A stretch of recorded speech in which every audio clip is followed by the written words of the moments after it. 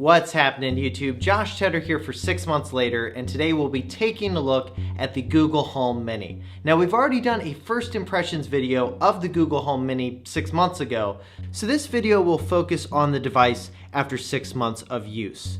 Google first unveiled the Google Home Mini in the fall of 2017 to compete head-to-head with the Amazon Echo Dot, a $40 mini speaker that allows you to interact with Alexa, Amazon's smart assistant. The Echo Dot was a game changer because of its price point. It allowed people to have multiple Alexa-enabled devices and place them in all different types of rooms in their homes.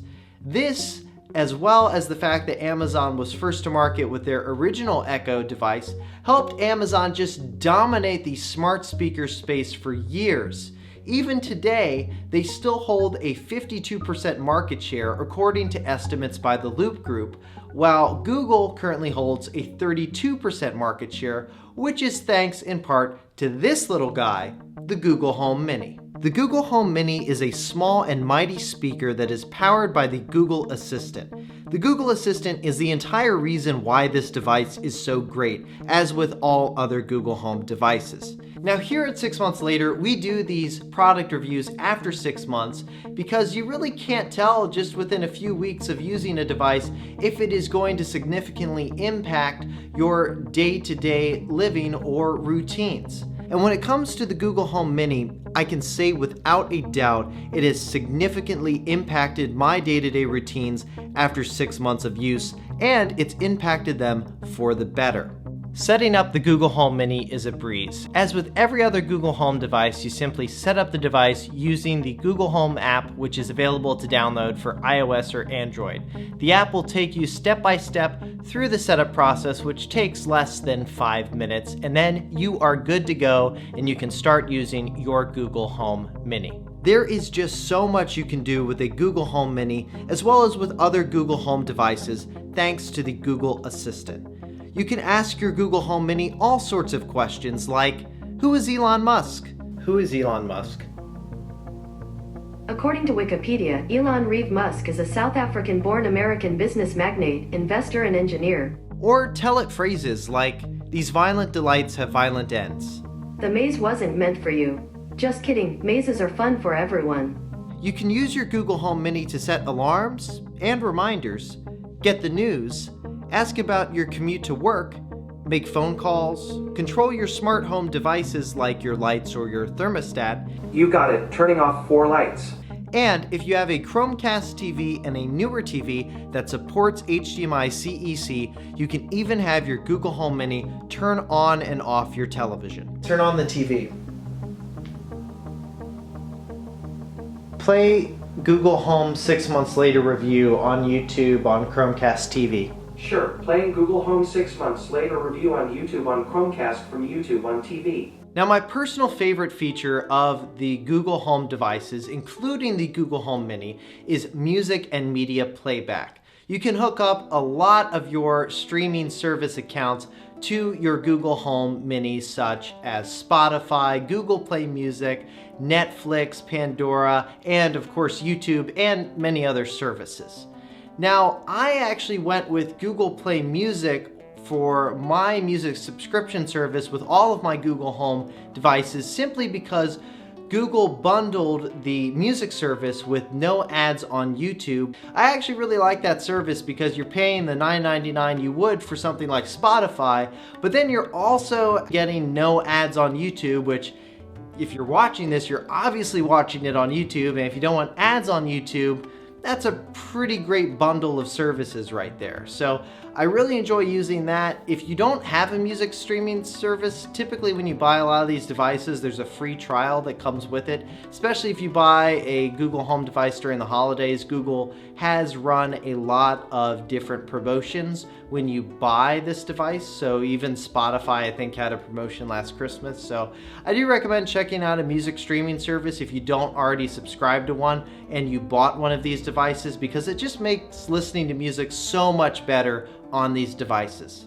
I've used the Google Play Music service so much that what will happen now is it already learned like all of my habits. I'll tell it to play one song, and then when it's almost finished playing that song, I'll think of another song in my head I want it to play, and before I can even ask it to play the song I'm thinking of, it'll already just start playing it. It's weird, it's like it read my mind. And the reason for that is if you use the service enough, the algorithms are going to start figuring out the patterns of music that you like to listen to depending on time of day, what day it is, what season it is, and then it can already kind of determine what type of music you're going to want to listen to next based on what you've asked it to play. And the amount of times it's actually done this and played the song I was thinking of in my head is crazy. These algorithms that companies like Spotify and Google use for their music streaming services make using the Google Home devices just so much better for music streaming. The speaker itself is decent for its price range, but don't buy this and expect great sound to come out of it. Podcasts sound decent, but actual music can be hit or miss depending on how the song was mixed and how much bass there is. Unfortunately, you just don't get that much bass coming out of the Google Home Mini. The microphone on the Mini is quite good and can pick up your voice over ambient sounds like rain, a shower running, etc. The design of the Google Home Mini is also pretty nice. Aesthetically, I think it looks better than the Amazon Echo Dot. Google's devices overall just look more inviting than Amazon's. Amazon's look a little too space age for my taste. I also love that the Google Home Mini comes in 3 colors, chalk, charcoal, and coral. So no matter what room you plan to put it in, there should be a Google Home Mini color that matches. Now, unfortunately for some out there, Google decided not to put a 3.5 audio out jack on the Google Home Mini like Amazon did with the Echo Dot. Now, this doesn't mean that you can't listen to music through the Google Assistant on speakers you already own that have an audio input jack. All you have to do is just simply get a Google Chromecast audio, plug it into the speakers you already own, and then cast music to it from your Google Home Mini. You can also pair the Google Home Mini to another speaker via Bluetooth. For more information on how to do that, check out the quick tutorial we did in the video description below, or just click on the card in the video. Now, the way you interact with the Google Home Mini is mainly with your voice, though there are a few physical controls with the Mini.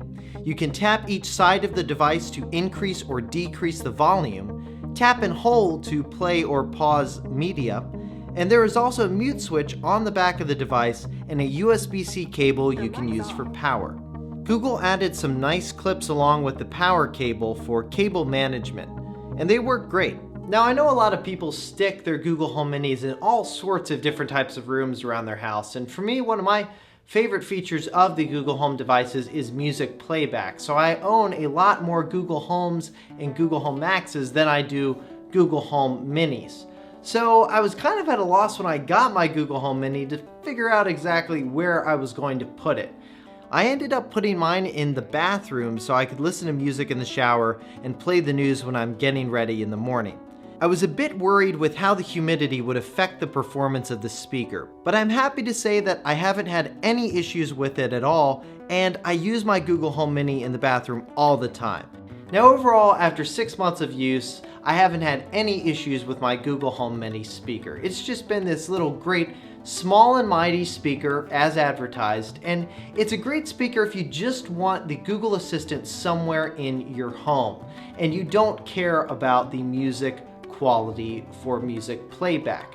Now, if you're going to listen to a lot of music on a Google Home device, I'd of course steer you towards the Google Home Max if you want to spend $400 for great sounding music. Or I'd steer you towards the Google Home if you can't quite swing the Max's price. We have videos on both of these devices if you would like to learn more about them, but if you don't care about the lower performance and audio quality of the Google Home Mini, then I think the Mini is a great buy that you can't go wrong with. Well, that's it for our 6 months later review of the Google Home Mini. If you like this video, please give us a thumbs up on the video and subscribe to the channel if you'd like to see more Google Home videos like this one. If you're new to the Google Home family or want to brush up on all of the features the Google Assistant now supports, be sure and check out our Google Home Features Update videos playlist here in this video and as well in the description below. Well, until next time, thanks again so much for watching. I'm Josh Tedder for 6 Months Later.